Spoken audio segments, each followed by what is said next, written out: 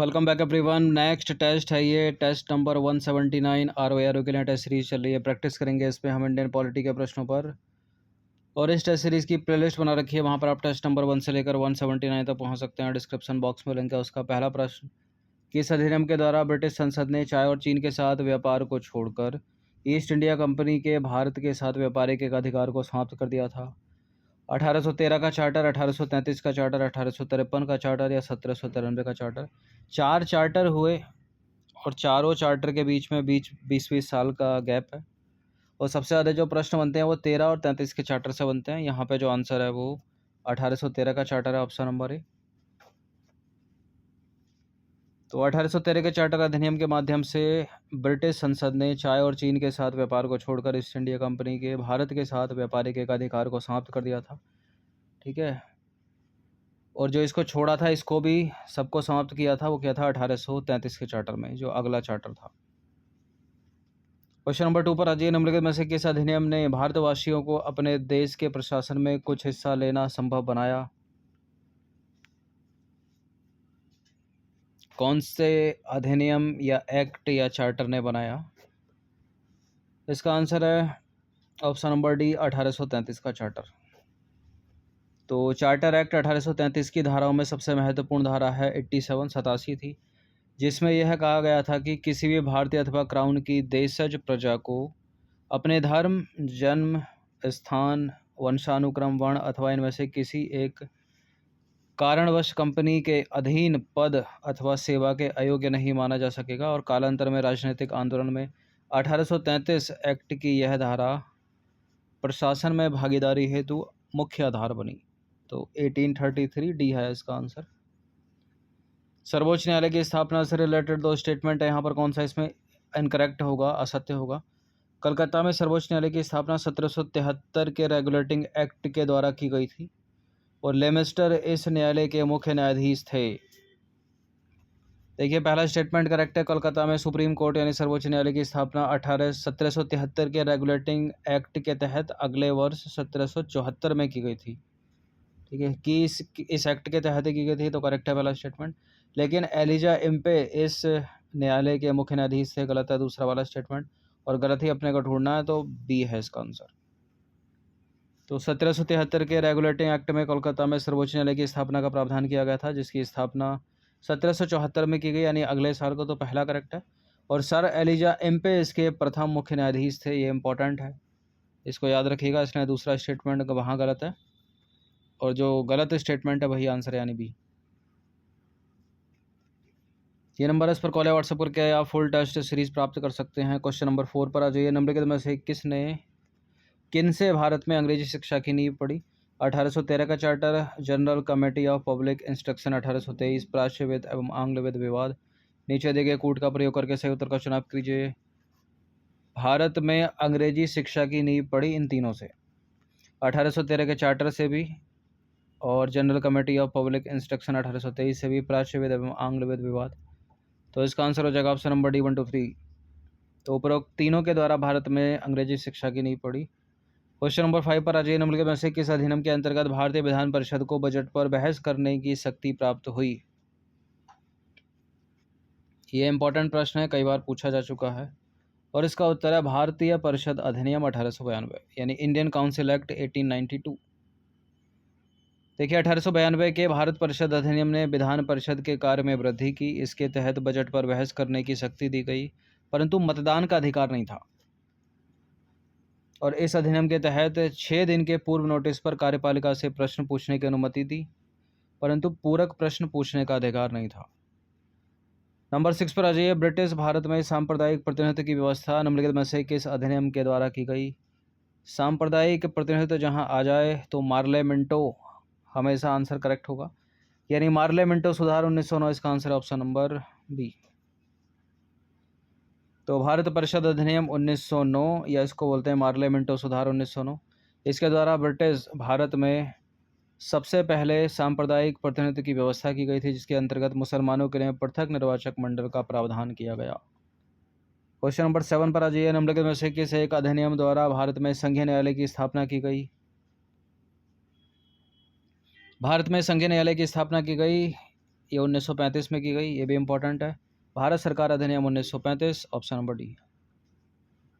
देखिए, भारत में संघ न्यायालय की स्थापना 1 अक्टूबर 1937 को भारत सरकार अधिनियम 1935 के माध्यम से की गई और इसके प्रथम जो मुख्य न्यायाधीश थे वो थे सर मैरिस ग्वेयर। ठीक है। जो रेगुलेटिंग एक्ट 1773 के तहत कलकत्ता में सुप्रीम कोर्ट की स्थापना मुख्य न्यायाधीश कौन है? Sir Elijah Impey. और भारत सरकार अधिनियम 1935 के तहत जो सर्वोच्च न्यायालय की स्थापना की गई उसका मुख्य न्यायाधीश कौन है? सर मैरिस ग्वेयर।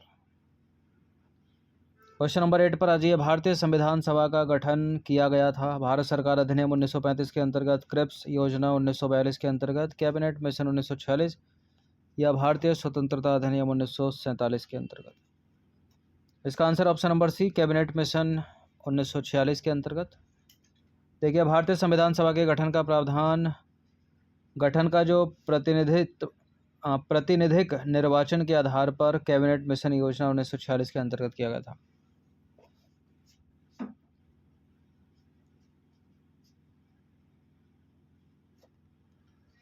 क्वेश्चन नंबर 9 पर आ जाइए।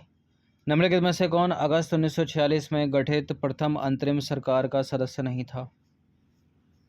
अगस्त 1946 में गठित प्रथम अंतरिम सरकार का सदस्य, देखिए, डॉक्टर राजेंद्र प्रसाद तो खाद्य और कृषि मंत्री थे, तो ये तो थे। सी राजगोपालाचारी शिक्षा मंत्री थे। जगजीवन राम ये श्रम मंत्री थे। एस राधाकृष्णन कुछ नहीं थे, तो सी है इसका आंसर। कैबिनेट मिशन योजना के आधार पर 24 अगस्त 1946 की घोषणा के तहत नवनिर्वाचित संविधान सभा से 2 सितंबर 1946 को भारत की अंतरिम सरकार का गठन किया गया। इसमें सी राजगोपालाचारी शिक्षा मंत्री, डॉक्टर राजेंद्र प्रसाद खाद्य और कृषि मंत्री थे और जगजीवन राम जो है वो श्रम मंत्री थे, जबकि डॉक्टर एस राधाकृष्णन प्रथम अंतरिम राष्ट्रीय सरकार के सदस्य थे ही नहीं, तो सी है आंसर। 10वां प्रश्न है, भारतीय संविधान दिवस निम्नलिखित में से कब मनाया जाता है? तो ये 26 नवंबर को मनाया जाता है संविधान दिवस, बी है इसका आंसर। देखिए, भारतीय संविधान दिवस 26 नवंबर को मनाया जाता है। भारतीय संविधान 26 नवंबर 1949 को बनकर तैयार हुआ और संविधान सभा द्वारा अंगीकृत हुआ और इसके कुछ प्रावधान इसी दिन लागू किए गए थे, जिसके परिणाम स्वरूप इसी दिन को संविधान दिवस के रूप में मनाया जाता है। जबकि भारतीय संविधान 26 जनवरी 1950 को पूर्ण रूप से लागू किया गया और 26 जनवरी को गणतंत्र दिवस के रूप में मनाया जाता है।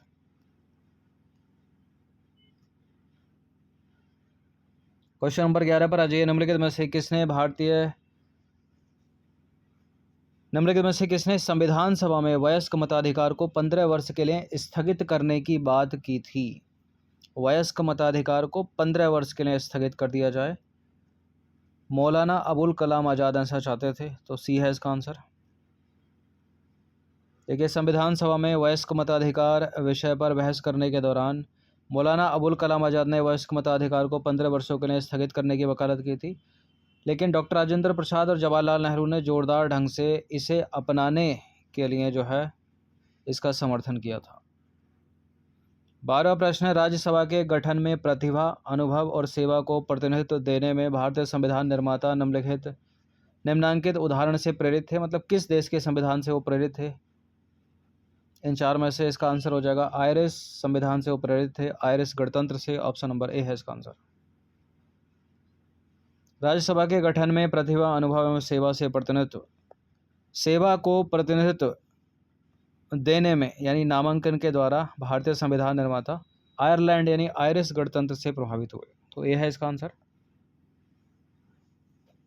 क्वेश्चन नंबर 13 पर आ जाइए। निम्नलिखित कथनों पर विचार करेंगे। 2 स्टेटमेंट वाला ये सवाल है। पहला स्टेटमेंट है, भारत के संविधान निर्माताओं ने 7वीं अनुसूची में वर्णित समवर्ती सूची की अवधारणा को आयरलैंड के संविधान से ग्रहण किया है और भारतीय संविधान में राज्य के नीति निषेधक तत्वों की संकल्पना ऑस्ट्रेलिया के संविधान पर आधारित है। कौन सा इसमें सत्य है? देखिए, इंटरचेंज करोगे तो करेक्ट होगा, दोनों के दोनों गलत हैं, क्योंकि भारत के संविधान निर्माताओं ने 7वीं अनुसूची में वर्णित जो समवर्ती सूची है उसकी अवधारणा को ऑस्ट्रेलिया के संविधान से लिया गया है और भारतीय संविधान में जो राज्य के नीति निषेधक तत्व हैं यानी directive principle of the state policy, वो आयरलैंड यानी आयरिश कॉन्स्टिट्यूशन से लिए गए हैं। तो दोनों के दोनों सही नहीं है, डी है इसका आंसर। ठीक है, उपरोक्त में से कोई नहीं। भारत के संविधान निर्माताओं ने 7वीं अनुसूची में वर्णित समवर्ती सूची की अवधारणा को ऑस्ट्रेलिया के संविधान से ग्रहण किया और भारतीय संविधान में राज्य के नीति हिंसक तत्वों की संकल्पना को आयरलैंड के संविधान से लिया गया है या उस पर आधारित है। क्वेश्चन नंबर 14 पर आ जाइए। भारत में न्यायिक पुनरीक्षण यानी जुडिशियल रिव्यू की संकल्पना निम्नलिखित में से किस देश के संविधान से ली गई है? यह है संयुक्त राज्य अमेरिका यानी United States of America. Option number B है इसका आंसर। तो भारत में न्यायिक पुनरीक्षण की संकल्पना संयुक्त राज्य अमेरिका यानी यूएसए के संविधान से ली गई है। इसका आशय क्या है? सर्वोच्च न्यायालय यानी सुप्रीम कोर्ट विधान एवं आदेशों का न्यायिक पुनरावलोकन कर सकता है तथा उन विधानों और आदेशों को शून्य घोषित कर सकता है जो संविधान के प्रावधानों का उल्लंघन करते हैं। क्वेश्चन नंबर 15 पर आ जाइए। संविधान के निम्नलिखित में से किस अनुच्छेद के अंतर्गत भारतीय संसद को नया राज्य बनाने का अधिकार दिया गया है? अनुच्छेद 1, 2, 3, 4। इसका आंसर है अनुच्छेद 3, ऑप्शन नंबर सी। तो भारत के संविधान के अनुच्छेद 3 के तहत नए राज्यों के निर्माण, उनके क्षेत्रों, उनकी सीमाओं में उनके नामों में परिवर्तन करने का अधिकार भारतीय संसद को है, ऐसा आर्टिकल 3 में लिखा है। क्वेश्चन नंबर 16 पर आ जाइए। 20 प्रश्न है इसमें। किस संविधान संशोधन द्वारा दिल्ली को एनसीआर क्षेत्र यानी राष्ट्रीय राजधानी क्षेत्र का दर्जा दिया गया? 71वां, 69वां, 68वां या 70वां? दिल्ली को राष्ट्रीय राजधानी क्षेत्र का दर्जा दिया गया 69वां संविधान संशोधन अधिनियम। Option number B. तो 69वां यानी 69 संविधान संशोधन अधिनियम 1991 में हुआ था ये। इसके द्वारा देश की राजधानी दिल्ली को संघ राज्य क्षेत्र की श्रेणी में कायम रखते हुए इसके लिए एक विधानसभा और मंत्रिपरिषद का उपबंध किया गया। साथ ही संविधान के अनुच्छेद 239A के तहत संघ राज्य क्षेत्र दिल्ली को राष्ट्रीय राजधानी क्षेत्र का दर्जा दिया गया, एनसीआर। क्वेश्चन नंबर 17 पर आ जाइए। प्रोटेम स्पीकर का कर्तव्य क्या होता है इनमें से? प्रोटेम स्पीकर का काम केवल सदस्यों के चयन प्रमाण पत्रों का चेक करना कि वह सही है, गलत। स्पीकर की अनुपस्थिति में सदन की कार्यवाही का संचालन करना, ये भी नहीं है। स्थानपन्न रूप से स्पीकर का कार्य करना जब स्पीकर के चुनाव की संभावना ना हो। इसका आंसर ऑप्शन नंबर बी, सदस्यों को शपथ दिलाना। देखिए, नवनिर्वाचित सदन में लोकसभा अध्यक्ष के चुनाव से पूर्व सदन के सामान्यतः वरिष्ठतम सदस्य को जो है प्रोटेम स्पीकर के रूप में चुना जाता है। ये भी प्रश्न यूपीपीएससी में पहले पूछा जा चुका है कि प्रोटेम स्पीकर को कैसे चुना जाता है, मतलब किसको चुना जाता है। तो नवनिर्वाचित सदन में लोकसभा अध्यक्ष के चुनाव से पहले सदन के सामान्यतः वरिष्ठतम सदस्य को जो है प्रोटेम स्पीकर के रूप में चुना जाता है, जो कि नवनिर्वाचित सदस्यों को शपथ दिलाता है। तो बी है इसका आंसर। क्वेश्चन नंबर 18 पर आ जाइए। कटौती प्रस्ताव का उद्देश्य क्या होता है? सरकार की नीतियों पर नियंत्रण करना नहीं होता, सत्ताधारी दल की कार्यवाही को रोकना नहीं होता, सरकार के सभी वित्तीय लेन देन को निरस्त करना नहीं होता। इसका उद्देश्य है बजट प्रस्ताव के खर्च में कमी का प्रस्ताव प्रस्तुत करना। ऑप्शन नंबर सी, ठीक है।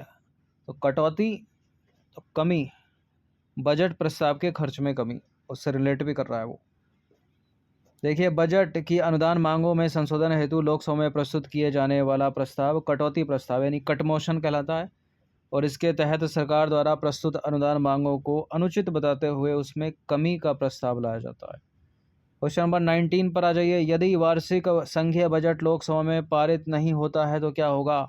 बजट में संशोधन कर यह दोबारा पेश किया जाता है, सुझाव हेतु राज्यसभा को भेज दिया जाता है, संघीय वित्त मंत्री से त्यागपत्र लेने के लिए कहा जाता है, या प्रधानमंत्री अपनी मंत्रिपरिषद का त्यागपत्र पेश कर देता है। देखिए, यदि वार्षिक संघीय बजट लोकसभा में अगर पारित ही नहीं हुआ तो समझ लो सरकार गिर गई, यानी प्रधानमंत्री को क्या होगा? त्यागपत्र देना पड़ेगा और अपनी संपूर्ण मंत्रिपरिषद के साथ त्यागपत्र देना पड़ेगा। डी है इसका आंसर। तो संघीय बजट, वार्षिक संघीय बजट के लोकसभा द्वारा पारित न होने का तात्पर्य है कि लोकसभा में सरकार के अल्पमत में आ जाने से है, ठीक है, यानी सरकार के पास बहुमत ही नहीं है। ऐसी स्थिति में प्रधानमंत्री क्या करेगा? मंत्रिपरिषद का त्यागपत्र प्रस्तुत करेगा। क्वेश्चन नंबर 20 पर आज अंतिम प्रश्न है। भारतीय संसद में स्थगन प्रस्ताव लाने का क्या उद्देश्य है इन चारों में से? सार्वजनिक महत्व के निश्चित आवश्यक मुद्दों पर बहस करने हेतु, या विपक्षी सदस्यों के मंत्रियों से सूचना प्राप्त करने हेतु, किसी अनुदान की मांग में एक निश्चित मात्रा में कटौती करने हेतु। ये तो कटौती प्रस्ताव हो गया। कुछ सदस्यों के हिंसक अथवा अनुचित व्यवहार पर रोक लगाने के लिए कार्यवाही स्थगित करने हेतु, स्थगन प्रस्ताव का मतलब इसमें क्या है? देखिए यहाँ इसका आंसर हो जाएगा ऑप्शन नंबर ए, सार्वजनिक महत्व के निश्चित आवश्यक मुद्दों पर बहस करने हेतु। सी वाला तो कटौती प्रस्ताव है। तो स्थगन प्रस्ताव का उद्देश्य यह होता है कि वर्तमान अथवा तात्कालिक संसदीय प्रक्रिया को रोककर अविलंबनीय लोक महत्व के मुद्दे पर चर्चा की जाए। तो 20 प्रश्न थे ये, इनकी प्रैक्टिस आप 1 से 2 बार कर सकते हो। धन्यवाद।